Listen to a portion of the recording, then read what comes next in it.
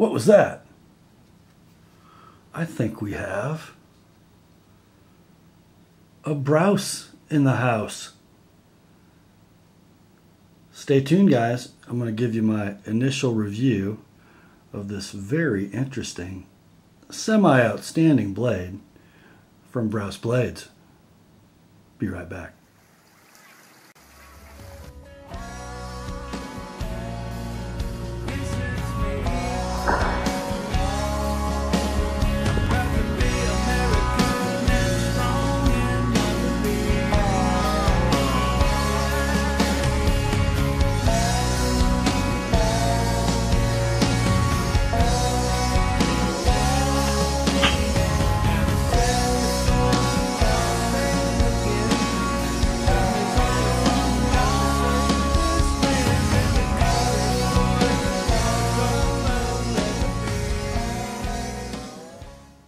Hi gang, Rob here. It is the afternoon of 29 September 2013. Coming to you today with an initial review of a Brous Blades folding knife. Let's see what we have here, like you haven't already seen it. It is the Jason Brous Blades Division Flipper. Yeah, what a handsome blade it is. First of all, let's show you what's in the box as we ramble a little bit. I bought this blade sort of on a whim, sort of not. Got a nice microfiber cloth in a Ziploc bag, or in a little snap bag. Jim Skelton, a lot of you are familiar with him on YouTube and Instagram. He posted last Saturday, a week ago Saturday, on his Instagram account that he was selling a Brous Division Flipper for a friend. And the price, I'm not going to share that with you because it was too low. So we got a microfiber cloth, we have a little key ring, sticker, another sticker, yet another sticker, little Brous swag, Jason Brous's business card,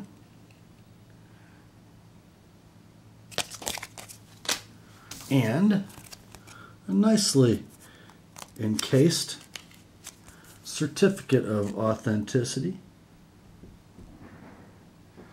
My particular knife born on April 4th, 2013, signed by the maker.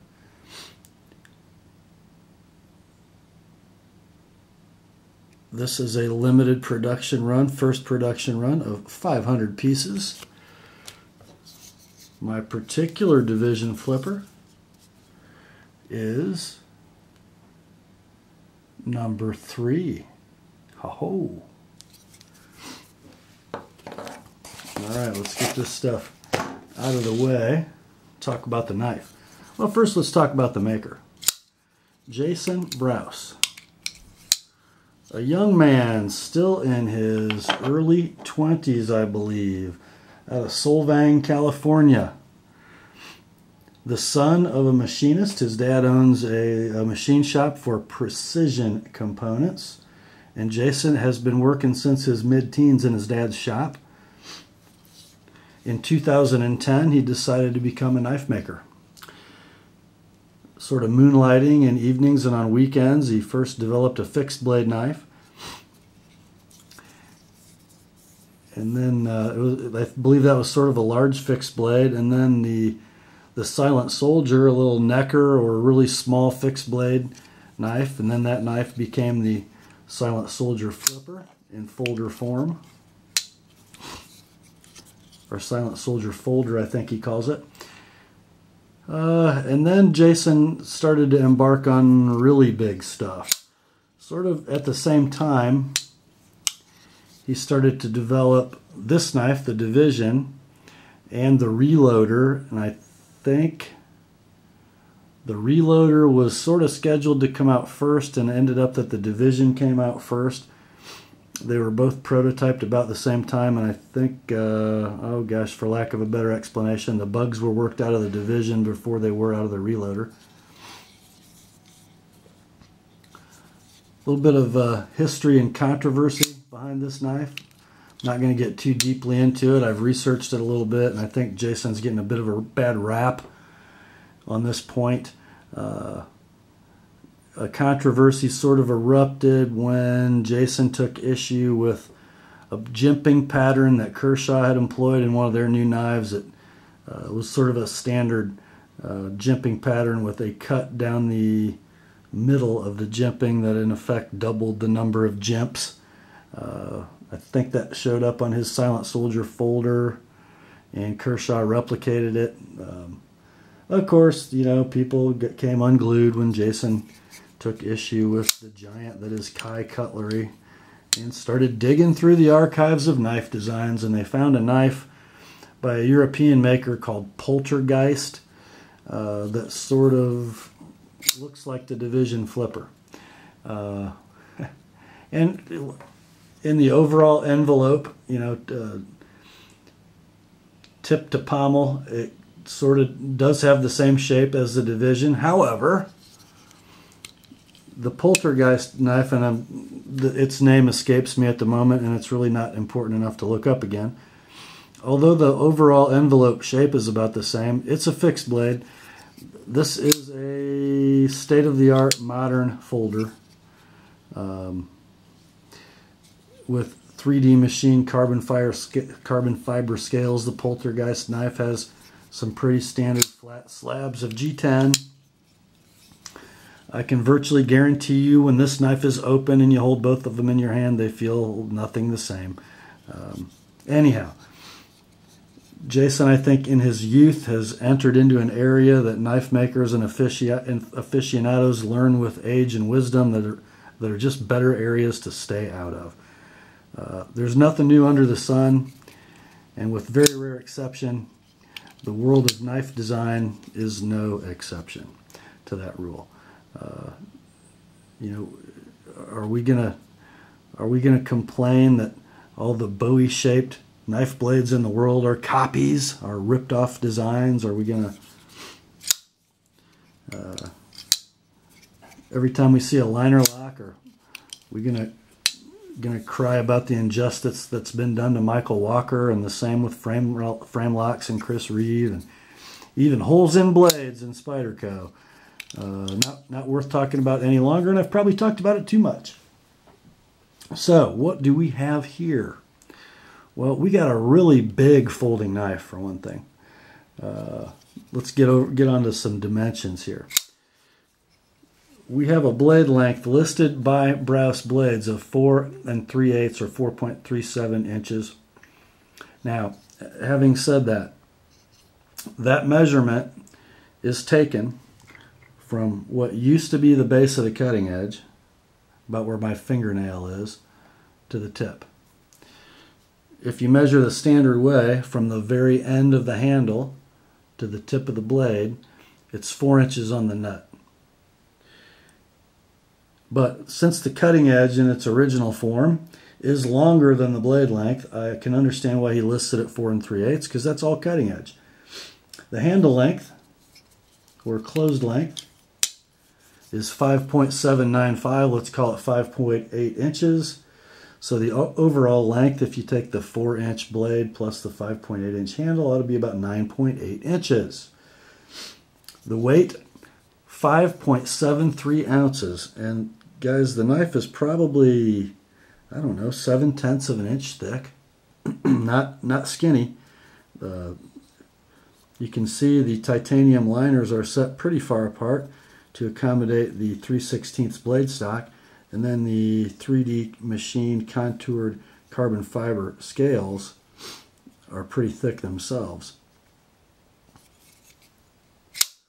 How on earth do you get a 4-inch knife on a 5.8-inch handle, titanium lined, made out of 3/16 stock, to weigh in at 5.73 ounces? Well, in some pretty ingenious ways. The carbon fiber, of course, is extremely light. Even though it's thick, it doesn't weigh much. On the lock side, let's see if I can get you a look inside here. You'll see that the titanium liner is solid, not milled out. But if we move over here to the non-locking side, look inside there, boys. Aggressively milled out. Almost nothing but a scant framework left. Let's talk about this blade. We've got a beautiful, beautiful, long, lean, hollow ground blade with a very high and deep hollow grind. Super skinny behind the edge. I mean super skinny. And one of the reasons I was so attracted to this knife, blade material, that's right, D2 tool steel. Super high carbon, nearly stainless or semi-stainless tool steel, air hardening variety, used for years in industrial applications making shearing dies. And oh, what a knife steel it makes. Adequately tough, super edge retention, ease of sharpenability for its hardness, and the edge it takes can only be described as awesome. It is one of those steels, and you've heard me say this before, that almost helps you put an edge on it. There is a scalpel in there just waiting to get out if you will pass a stone over it a few times. And the Brous Division, no exception.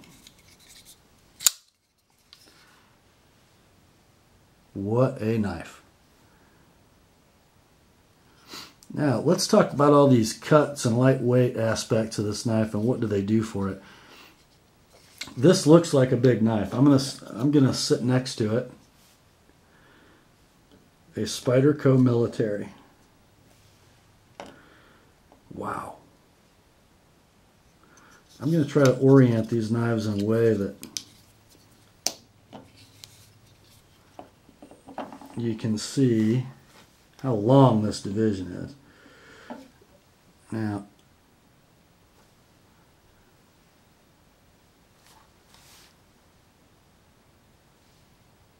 okay, the butt ends of these knives are exactly lined up, and the perspective of the camera is a little off. But if you look at the tip ends, the division is about a ½ inch longer in overall length than the milli. And let's go overall blade length. It's hard to see, but they're almost exactly the same. They are 4 inches from edge of the handle to tip of the blade. But even in this modified state, mine has an enlarged choil, by the way, when I'm talking about modified state. I'm going to try to set these up cutting edge to cutting edge. And you should be able to see the division at least a ¼ inch more cutting edge even after I removed some. Big knife, but not really much heavier than a military. I mean, if there's ever been a knife that maximizes length of blade versus carry weight, the military is kind of the king of the hill, and the division maybe a little better. Okay, as I said, the liners on this knife are titanium. Let's talk about balance. I think I found it. Look at that, would ya?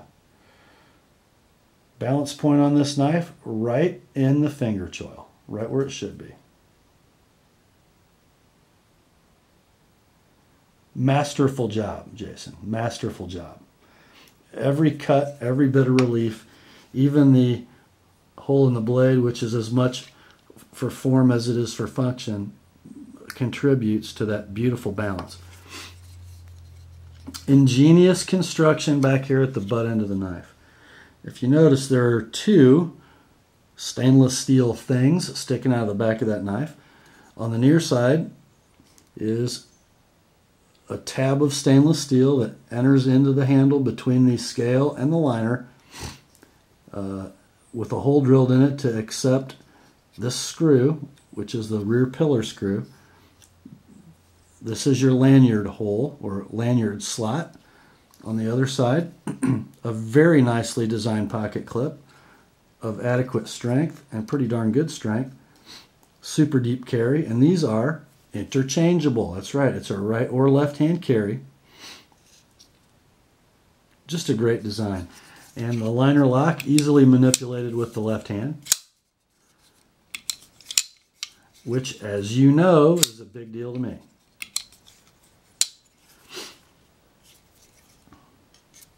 Let's talk about the rest of the mechanism. Of course, it is the Division Flipper, so it deploys via spine flipper, blade tang extension. And have you guys noticed how awesome the deployment is? You just sort of touch the flipper, start applying pressure about in any direction you want, and without even thinking about it, this 4-inch blade, this chunk of steel made out of 3/16 D2, rockets out of the handle to full deployment. And let's look at how it closes. Wow, it just falls closed. Of course, there's only one way you achieve that in the modern knife world, with a ball bearing pivot, and this knife has one. Since we're open, let's take a look at the lockup. This knife was born in April, and I believe it was purchased by its original owner shortly thereafter. According to him, it was never carried, never sharpened. Probably in the last 8 days or so, or what's it been, 3 or 4 days since I've owned it. I might have opened it as many times as he did. As I look at this blade with its carbidized titanium lock bar and full engagement of the lock bar, meaning the far edge of the lock bar is almost dead even, not quite dead even, with the edge of the blade tang. That gives us about 30% lockup. And depending on how you open it, if I just gently open it, it doesn't quite open that far, but close. It seems to really have settled in where it's going to be. In my eyes, guys, that is perfect lockup. Maximum stability, given almost full engagement of the lock bar, but still 70% or so of blade tang left for wear. That's just about perfection in my eyes. Now, how does the lock work? As carbidized, just listen for a second. Just a tiny, tiny bit of stick. Which, again, in my eyes, perfect. When I have titanium on steel, I don't want enough stick that it's hard to release the lock, but I do like a little bit of stick just to give me peace of mind that if the blade does receive negative forces on the spine of the blade, the lock is not going to slip to the unlocked side unwantedly, letting the knife close on my hand. Just perfect execution of the lock. Bravo, Jason. Take a look at that laser etching in the spine of the blade, would you? Has the run number, number 3 of 500, and then Brous Blades boldly etched into the spine of the knife, and nowhere else. Everything else on the knife completely sterile. He just lets his design speak for itself. Very cool.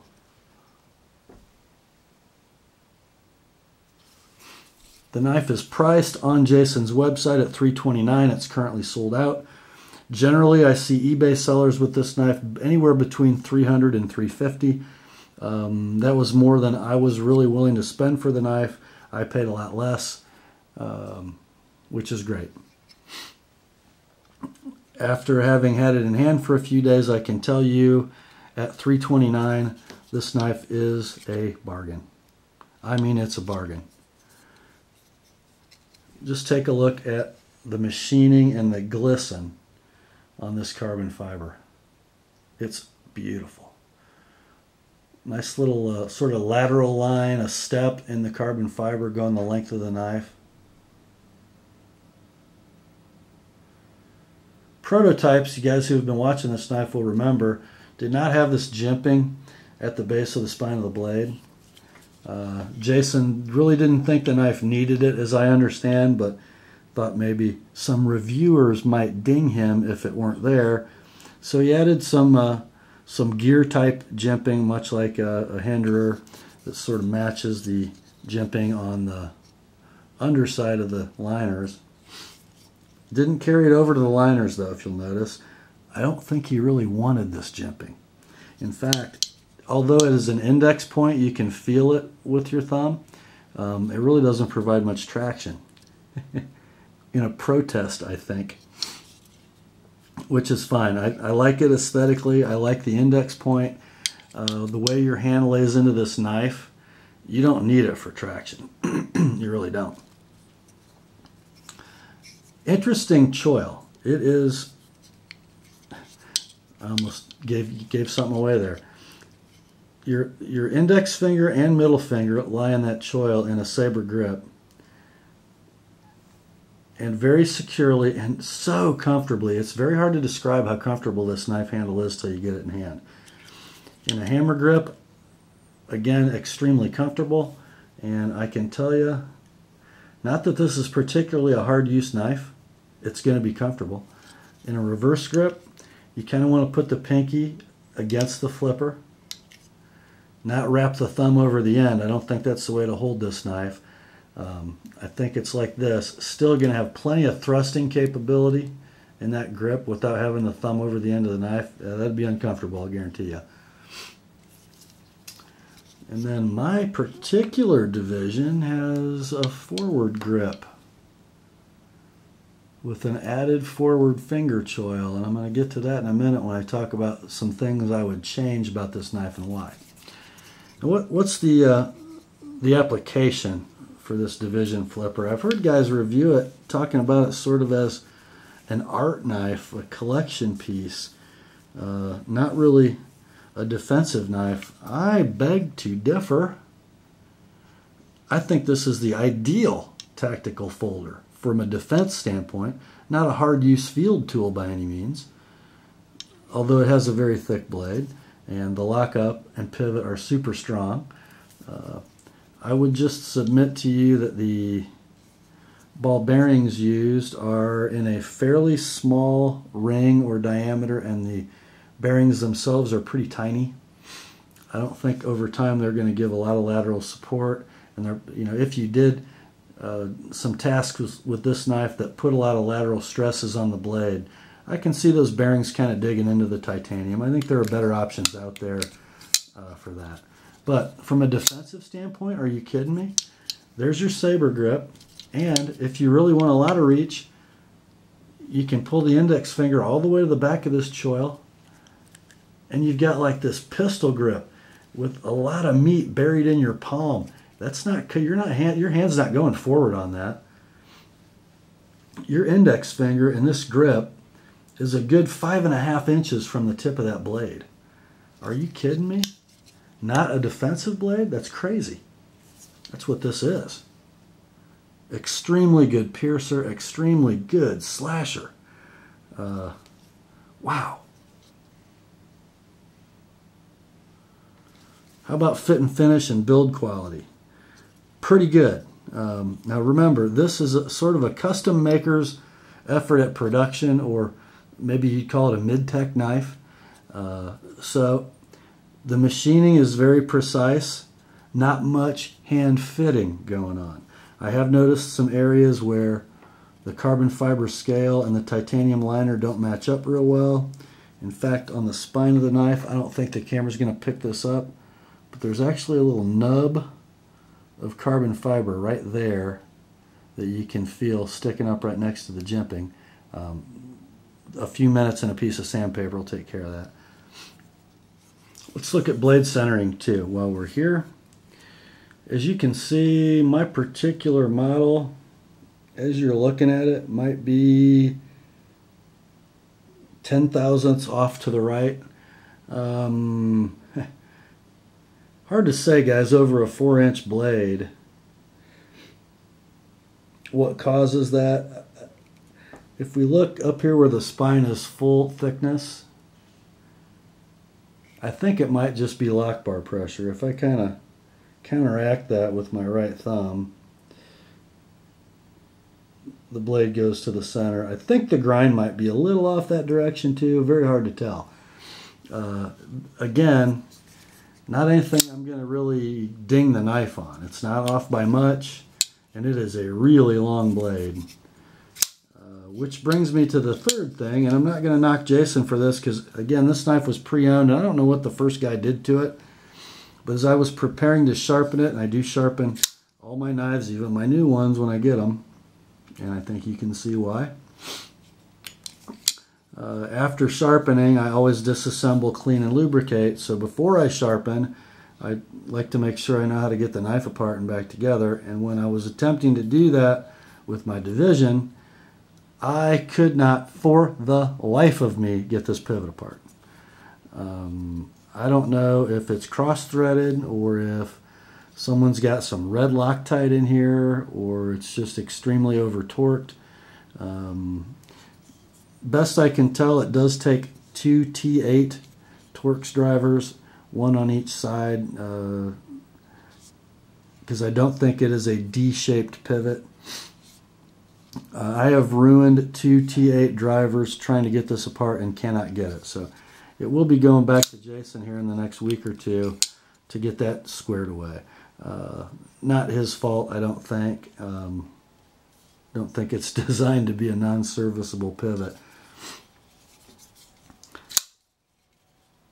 Now let's talk about some issues I have with the blade. I never beat on a maker too hard about his factory edge because for some reason, well, I don't know why this is, but there just doesn't seem to exist a knife maker who sells knives for, I don't know, under $1,000 who puts on an edge from the factory that I would call acceptable. Yeah, even my Sebenza wasn't acceptable to me. Now, that particular edge grind I get, Chris Reeve Knives sharpens them very precisely and very consistently to be a working edge, as they define that and as they envision it. Very precise, very consistent, but not sharp enough for my taste. This knife had issues beyond sharpness, though. The symmetry of the edge was pretty bad. Looking at the tip, you're not going to be able to see it now because it's been corrected, but the edge bevel on what you're seeing as the right side there was much more of that than there was on the left side, so the tip was shifted that direction, which contributed to the off-center look it had when I got it. So basically you had a bunch of bevel here, not much edge bevel here. Not a big deal, but I can tell you I had to remove a lot of material to correct that. A lot. And although D2 isn't the hardest blade steel to sharpen, it wasn't fun. And that brings us to the base of the blade. And I'm going to roll in a couple pictures at this point showing you what the base of this cutting edge looked like when the knife's new. You guys probably already know my knife has an enlarged sharpening choil, which has now become a forward index finger choil. So here, take a look at the pictures and then we'll come back together and I'll explain what I did and why.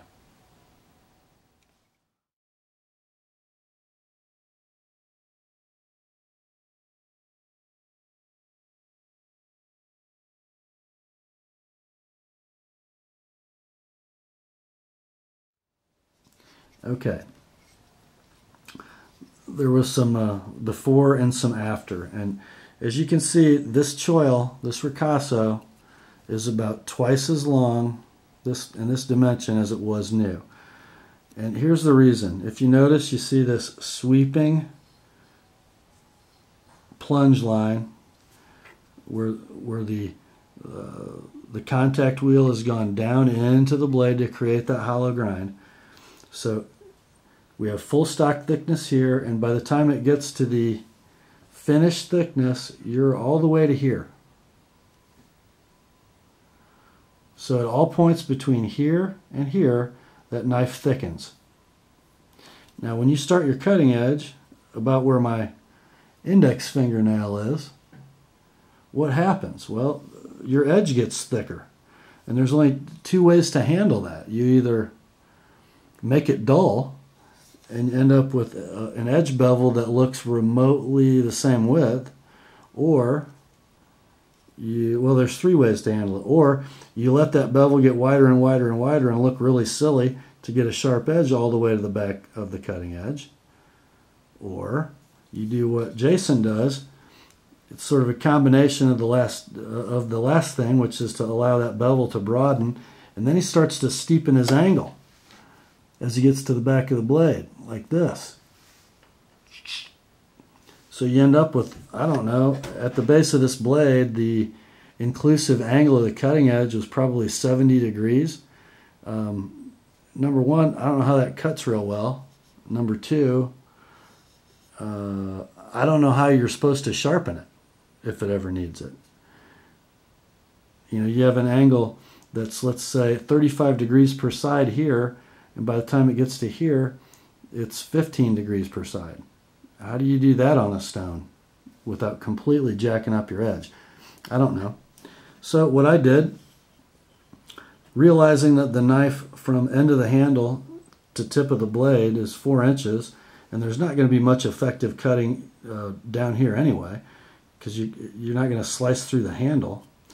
I thought, well, let's leave about 4 inches of cutting edge and get rid of all this thickened stock that makes the back of the edge look silly. And maybe by the time we get done, we'll have enough room for a forward grip, which we do. And what a comfortable forward grip it is. This is a modification I'm going to strongly suggest that Jason make in the next run of these knives. In fact, I wanted to get it done before I sent it into him to do the pivot, because I think he really needs to see this and have it in his hand. I'm sure he can do a little better job with that ricasso than I did, but I want to get his mind going on this because I think it makes it a better knife. And why not? Let's talk about this for just a minute. I don't understand this trend of this kind of plunge grind in these knives. Production knives, mid-tex, customs, they are all over that have this profile of really thick, and then they don't get to minimum thickness in grind until they get way out to here. All kinds of funkiness going on with the backs of cutting edges. I know that, you know, Rick Hinderer is a maker in vogue right now, and he's probably the pioneer of that look. But let's think about this for a minute. His knives have forward finger choils, so by the time you get to the end of his finger choil, you're down to final blade thickness. So he doesn't have that issue with his knives. I've noticed when Kershaw / ZT try to take his designs and put them in production, they blow that. They blow it big time. And frankly, Jason blew it on this knife. So this is kind of what it needs to look like, Jason. Feel free to steal from me. Other than that, what a beautiful blade. The hollow grind is gorgeous. It is super thin behind the cutting edge. I'm thinking 10,000ths-ish. Notice even with my forward choil, I do get a little broadening here at the base. It is slightly thicker. Probably another 1/8 inch to go before it finds home. And then a little broader at the tip. You expect a knife, especially a hollow grind knife, to be a little broad, have a little broader bevel if it's a consistent angle out at the tip. Beautiful, beautiful satin finish with a little bit of what appears to be a Scotch-Brite polish after the final grit of sandpaper. Absolutely beautiful, beautiful finishing around this hole. Edges nicely radiused. The blade is the spine is ever so slightly crowned. Edges knocked off. Just a beautiful, beautiful knife, guys. Have we talked about the deployment? Oh my gosh. It is so free and so smooth, you almost can't believe it. It's almost like, how can that knife be strong? How can anything that flips out that easily and closes this freely have any stability? Well, don't kid yourself, boys. I am cranking as hard as I can on that knife. Do you see or hear anything? There's nothing there. Nicely done, Jason. I mean, nicely done. Okay, so I paid roughly 2/3 of this knife's retail value. The question would be, is it worth paying $329? I think for a couple reasons, it definitely is. Number one, it's not a safe queen or an art knife. It's a user. This D2 is, well, and it by the way, brilliantly heat treated, Jason. Brilliantly heat treated. D2 is a working steel. The ergonomics of the knife and the durability of its finishes make it a great working knife. It is very pocketable, by the way. It disappears in pocket, and unless your pocket isn't deep enough to accommodate it, you genuinely don't know it's there. And because of its round contours and smooth textures, your hand slips right down past it to retrieve stuff that's in the bottom of your pocket. I think for a very young man in his 20s, he has served up a great value on a very well-built and exclusive knife. If you can afford it and this design appeals to you, I say get it. Lifetime warranty, and you're dealing with the warranty department when you call Jason. Anything that goes wrong with one of his knives, and he'll tell you this with his own mouth on the phone, anything wrong, you send it to me, I'll fix it forever. And we're going to give him an opportunity to do that with this pivot this week. But I believe you can take this young man at his word. What a beauty, don't you think? That's all for this long-winded review, but I think it's been worth it. Grace to you and peace, my friends, from God our Father and the Lord Jesus Christ. And remember, the word is sharp